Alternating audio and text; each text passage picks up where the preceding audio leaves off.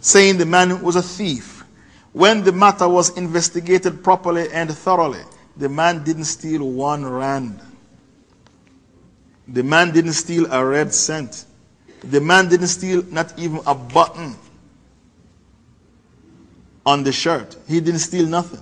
But his hand was gone. This is a mistake coming from Ali ibn Abi Talib.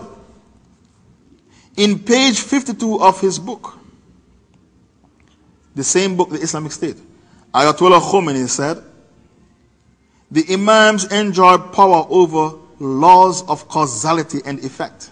That's qadr. They enjoy power over qadr.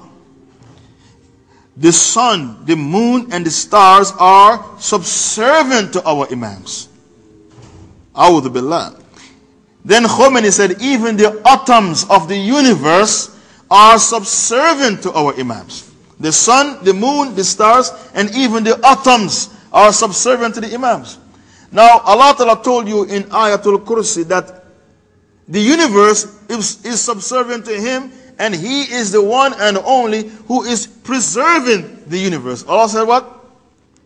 وَلَا يَعُوذُهُ حِفْظُهُمَا. I, Allah, I don't become tired when I am preserving the heavens and the earth. In Surah Ra'd, Surah 13, verse 2, Allah said, وَسَخَّرَ الشَّمْسِ وَالْقَمَرِ كُلٌّ يَجْرِي لِأَجْلٍ مُسَمَّى. Now I, Allah, I subdue the Shams, the sun, and the moon, the Qamar. All of them are running a course. إِلَى أَجْلٍ مُسَمَّى, to a fixed time. So Allah is telling you that the sun and the moon is subservient to Him, Allah, in Surah Ra'd, verse 2. Ayatollah Khomeini, in his book, in page 52, The Islamic State, said the sun, the moon, and the stars are subservient to the Imams. Not to Allah, the Imams. Even the atoms of the universe are subservient to our Imams. Look at this shirk. A'udhu billah. Look at this shirk. Then he went on, Khomeini, in the same page of his book, The Islamic State. He wrote, our Imams reach such a high, noble, and dignified position.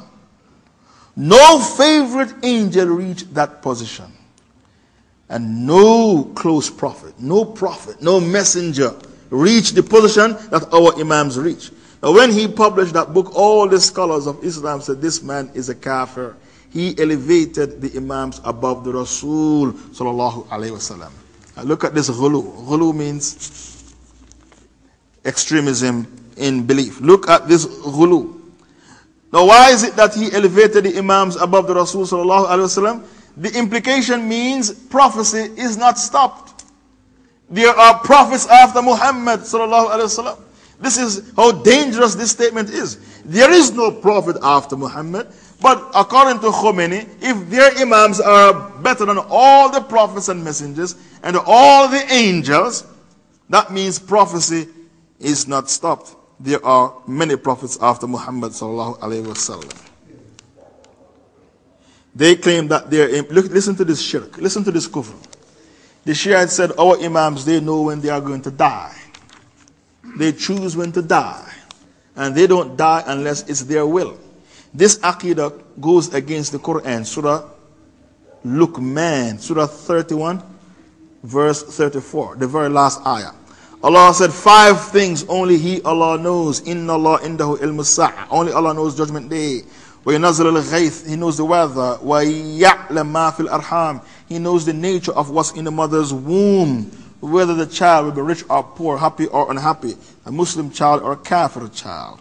وَمَا تَدْرِي نَفْسٌ مَاذَا تَكْسِبُ غَدًا. No soul knows what's going to happen to them tomorrow. وَمَا تَدْرِي نَفْسٌ بِأَيْ أَرْضٍ تَمُوتُ. No soul knows in what land they are going to die in. This is the Quran, Surah Luqman, verse 34. So how can you tell us your Imams know when they are going to die? They choose when to die, and they don't die unless they want to die. Then they said our Imams have knowledge of the ghaib, the unseen. Now, how do you refute the Shiites? You say to them that your aqidah goes against the Quran. Your Imams have knowledge of the unseen. Allah said, قُلْ لَا أَمْلِكْ لِنَفْسِي نَفْعًا وَلَا دَرْءًا. Say to them, O Muhammad, I don't control for myself naf, benefits, dar, or harm. إِلَّا مَا شَاءَ اللَّهُ. What Allah wills happens to me. وَلَوْ كُنْتُ أَعْلَمْ الْغَيْبِ. If I had knowledge of al-ghayb, the seen, لَإِسْتَكْثَرْتُ مِنَ الْخَيْرِ. I would have piled up goodness in abundance. So here Allah is saying to the Prophet, tell them that you don't have knowledge of the unseen, the ghayb. If you had knowledge of the unseen, لَإِسْتَكْثَرْتُ مِنَ الْخَيْرِ. I would have piled up goodness in abundance. وَمَا مَسَّنِي السُّوءُ. And no harm would touch me. If I had knowledge of the unseen, no harm would touch me. But the Prophet, harm touched him. He ate poison at Khaybar, and he died as a result of the poison he ate at Khaybar. This hadith is in Bukhari. He said, Oh Aisha, I can feel my arteries, my veins, they are going to rupture from the poison the Jewish woman gave me at Khaybar. So, if Allah is saying that the Rasul sallallahu alayhi wasallam, he does have knowledge of the unseen, how can you tell us your Imams have knowledge of the unseen? Now, if your Imams have knowledge of the unseen, why did Hassan eat poison?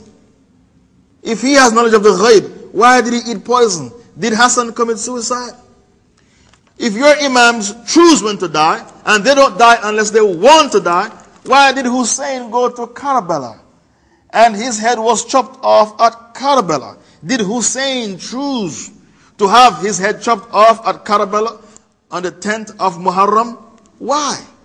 So this is how you refute the Shiites and you checkmate the Shiites with their false aqidah.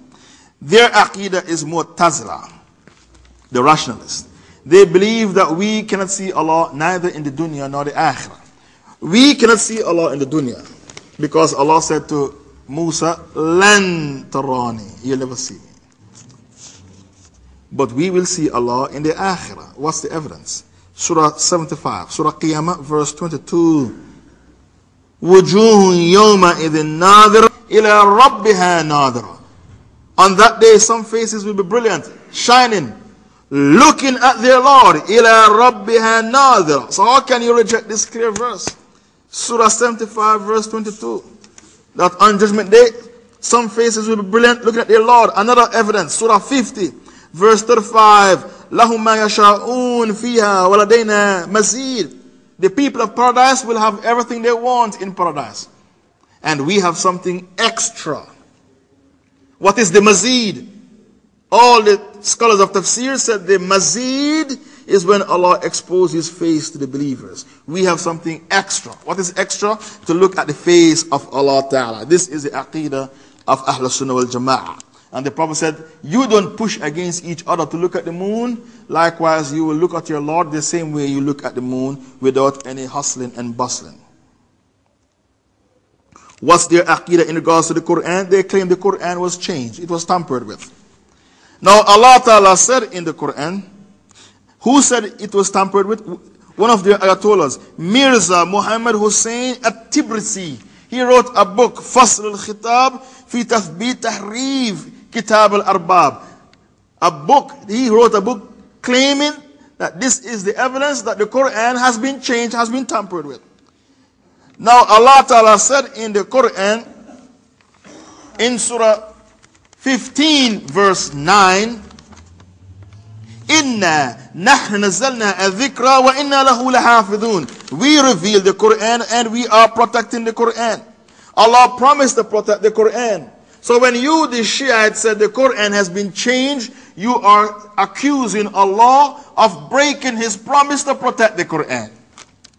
So if you find out that this person has this aqidah, and you doubt that he's a kafir, you yourself become a kafir. The man is accusing Allah of breaking his promise to protect the Quran. Allah made a promise in Surah 15 verse 9. We reveal it and we are protecting it. So how can you say the Quran has been changed? You are accusing Allah of breaking his promise to protect the Holy Quran. They practice taqiyya, deception. They don't say what's really in their hearts. So the Shiites are like the Freemasons. They have degrees. When you become a full-fledged Shiite and they trust you, then they tell you what they really believe. If you are a new Shiite and they don't have full trust in you, they hide their belief from you. It is called taqiyya. To say with their tongue the opposite of what's in their heart. But when you become a full-fledged Shiite and they trust you, they tell you what they really believe. What they really believe, the Sahabas are kafirs. A'udhu billah. The Quran has been changed. A'udhu billah. The hidden Imam is going to come back and give life to Abu Bakr and Umar. How can a man give life to another man? A'udhu billah. All these things are their beliefs. They pray with their two hands hanging down at their side. Even though the sunnah is to pray with your right hand over your left hand. Now, Bukhari, volume 1, page 260. Bukhari didn't tell you to put it under your navel or on your chest. He left it open. The Muwatta of Imam Malik said put it on your chest, your two hands. Right hand over left hand. Bukhari.